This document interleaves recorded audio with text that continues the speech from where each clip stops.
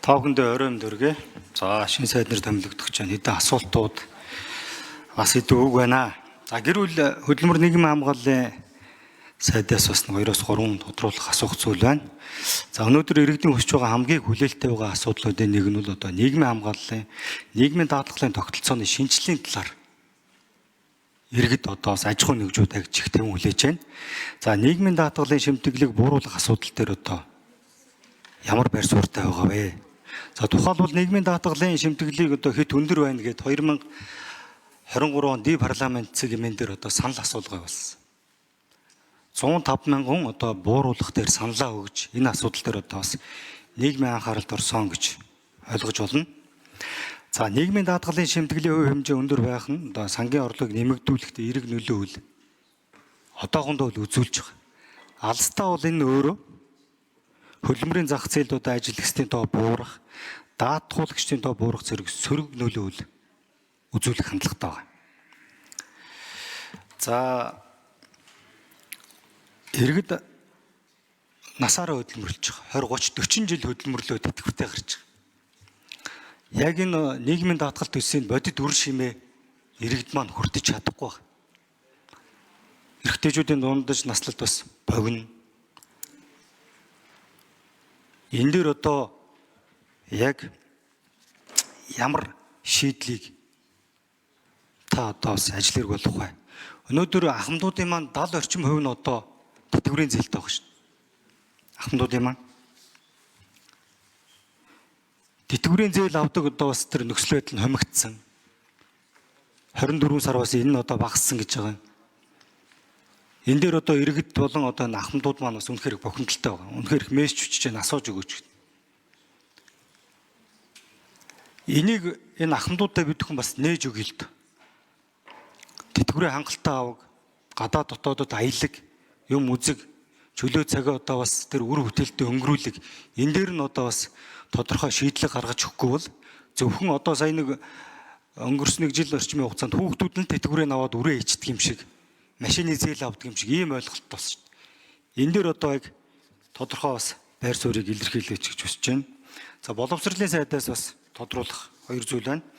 За өнөөдөр манай улсын хэмжээнд ерөнхий боловсролын сургууль цэцэрлэгийн хэмжээнд сая 60 мянга орчим хүүхэд суралцж байна. Өдийн цай хөтөлбөр хэрэгжиж байгаа. Цэцэрлэгийн хүүхнийг 4 мянга орчим төгрөг. За ерөнхий боловсролын сургуулийн хүүхдүүд 2500 төгрөгөнд одоо энэ өдрийн хоол цэцэрлэгийн зардал байна.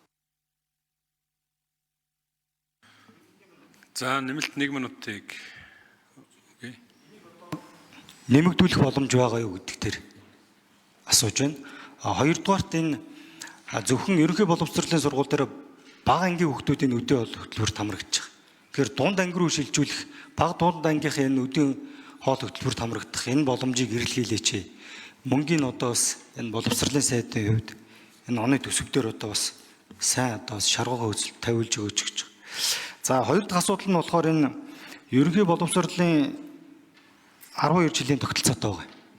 Хөдөө орон нутгаас ирж байгаа асуултуудын 6 наснуудыг яах юм бэ? Хөдөө орон нутагт хүндрэлтэй байна. Хичээлийг нь хөтөлбөр бас өндөр байна гэж. Олон улсын жишгээр бол 1-2 дугаар анги бол одоо хичээлийг нь хөтөлбөр агуулга нь одоо бас харьцангуй хөнгөн байх. Энэ чиглэл рүү нь явуулах. Ялангуяа энэ хөдөө орон нутгийн бол хүсэж байгаа чинь бүр 7 настайгаас нь оруулж болдгоо мүү гэд. Энэ дээр нэг бодиттой яг үр дүнд хүрхүүц алхмыг бодлогыг оруулж ирээч гэж танаас хүсэж байна. Хариулт авъя. Эхлээд Абубакр нэр дэвшиж хариулна. За баярлалаа. Алтан шагийн гишүүн их чухал асуудал хөндөж ирэл да яхаар байхгүй бас нийгмийн өмнө тулгарч байгаа. Цаашдаа бид нар салсаа удаж шинжилэлүүдийг хийх ёстой энэ зүйлүүдийг дурдж байна. За нэг амсгаагаар яг энэ хувь хэмжээг бууруулах тал дээр нийгэм даатгалын шимтгэлийн бол эргээд төсөвтөө ачаал нөхөр харагдж байгаа. За зайлшгүй их ёстой реформ мөн үгүй мөн. За энэ хамгаалалтын сайд ажиллаж явах хугацаанд бол бас хуулийн төслүүд боловсруулад бэлэн болж байгаа мөн зарим гишүүдийн зүгээс ч гэсэн энэ дэшиг буулгах асуудлыг бол байнга ярьдаг. Суурь бүтцийг нь одоо яг авч үзэхгүй бол шууд хувь хэмжээ бууруулна гэдэг бол бас эрсдэл дагуулах магадaltaй харагдж байгаа. Одоо энэ нийгэм даатгалын шимтгэлийг шууд хуваар бууруулахад хүнд байна. За харин ажил олгогчийн төлөх шимтгэлийн хэмжээнд ажилтнтай адил хязгаар тогтоох санал бас боловсруулах бас бололцоотой. За залуучууд оюутнууд ажил хийх юм бол нийгэм даатгалын шимтгэл төлөхгүй байхаар зохицуулт хийхээр бас бодлого гаргаж ажиллах бодолтой байна. За нийгэм даатгалын шимтгэлийг бууруулснаар цаашдаа тэтгэврийн хэмжээ бас буурах ийм эрсдэл үүсэх магадaltaй. Тийм учраас бид нар эргээд бас энэ засгийн газрын төвшөнд ярьж байгаад хуулиудыг боловсруулж бас ажиллана. За таны хоёр дахь асуудал энэ тэтгэврийн зээл яахаар байхгүй нийгэмд бас тулгымдцал асуудалтай. Одоо энэ өндөр настай хүмүүс маань тэтгэврийн зээлээ аваад тодорхой хэмжээний бас нэг зарим амжиргаагаа залгуулах зайлшгүй шаардлагатай болсон. Мөн энэ дээр нь одоо арилжааны банкнууд бас хэд их ашиг хийгээд байна гэдэг бас нэг тал байдаг. За энийг бас одоо цаашдаа ажиллах явцдаа хэдүүлээ нийлээд бас боловсронгуй болох болцоотой гэж харж байна. Баярлалаа. За боловсролын сайд Наранбаяр 3 минутаар хариулчих. Нэлээд олон асуулт байлаа. За баярлалаа. Тэгэхээр энэ Үдийн цай хөтөлбөрийн тухайд бол өнөөдөр 1-5 дугаар ангид хүүхдэд хоол өгч байгаа. Тэгээд дунд сургуулийн хүүхдүүдийг оролцуулах боломж байна уу энэ гэсэн ийм асуулт байлаа. Тэгэхээр бид тооцоо хийж үзээд 26 оныхоо төсвийн одоо хүсэлтэд бол энийг оруулж үзсэн. 6-аас 9 дугаар ангийн нийтдээ 249,820 хүүхэд байна. За энийг нь бол тарифыг нь бол 5,500 төгрөгөөр түүхийн эдийн зардал нь шүү дээ. Ингээд тооцоод үзэхэд бол 2026 онд шаардлагатай санхүүжилт нь 240.5 тэрбум төгрөг болж байгаа. За тэгээд дотор байранд амьдарч байгаа нийтдээ 42,798 хүүхэд байна. За өнөөдөр бол энийг нь бол ахлахыг нь 6,300-аар үдийн хоолныхын тарифыг нь дунд багыг бол 6,000 төгрөгөөр тус тооцоод ингээд олгож байгаа. Тэгээ энэ дээр бол нийтдээ одоо ингээд нэмэгдээд явах юм бол за бид 9,300, 9,000 гэсэн ийм байдлаар нэмэх юм бол 111,600 сая 111 тэрбум 600 сая төгрөг бол шаардлагатай гэж ингэж харж байгаа. Тэгэхээр өмнөх оныхоо төсвөөс бол 46.4% өснө. За ийм тооцоо бол хийгдсэн байна. Зүгээр энэ дээр бас нэг хэд хэдэн бас юу байхад нодлон жил бол энэ Улаанбаатар хотын цэцэрлэгүүдэд 1000 төгрөгөөр цэцэрлэгийн хоолных нь зардлыг бол нэмж эцэгхээс сурааж ингэж ихэлсэн. Энээс бол үүгээр бол хүүхдүүдийн хоол тэжээлийн байдал эрс сайжирсан. Түүний зэрэгцээ боловсролын ерөнхий хуульд байгаа энэ одоо нөгөө эцэг их нь хуваалцдаг энэ зарчим бол ингэж амилж ихэлсэн байгаа. Эндээс олон одоо эрийг сайн үр дүн гарсан. Цаашдаа бид зөвхөн төр талаасаа бүгдийг даагаад явах нь зүйтэй юу үгүй юу гэдгийг бас асуулт болгож тавих ёстой гэж ингэж харж байгаа.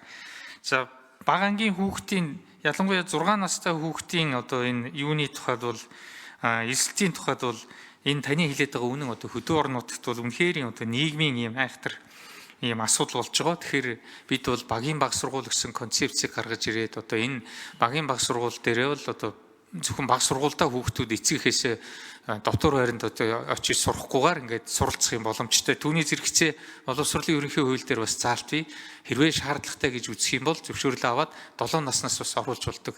Ийм бас нэг юу байгаа. Заалт бол бий. Тэгэхээр зэрэг ер нь цаашдаа бид бол энэ сүү хөтөлбөрийг одоо үндэснийхээ аж ахуй нэгжтэй хамтраад хэрэгжүүлэх өнөөдөр бол ингээд орон нутгийн өөрөө удирдах байгууллагууд бас өөрсдөө санаачлаад ингээд хийцэн зарим аймагуд зарим дүүргүүдэд ингээд хийцэн сайн жишээ байгаа. Цаашдаа бид бас эцгийн энэ оролцоог хангаад энэ хүүхдийн одоо хоол тэжээлийн нөхцөл байдлыг сайжруулах ийм зайлшгүй шаардлагатай гэж харж байгаа. Ялангуяа ингэж сайжирч ирснээр юу болдог вэ гэхээр зэрэг одоо дундаж нурууны өндөр нь өсдөг. Өсгөлүүн болдог, эрүүл болдог, сайн суралцдаг, сурлагын чанар дээшилдэг ийм эерэг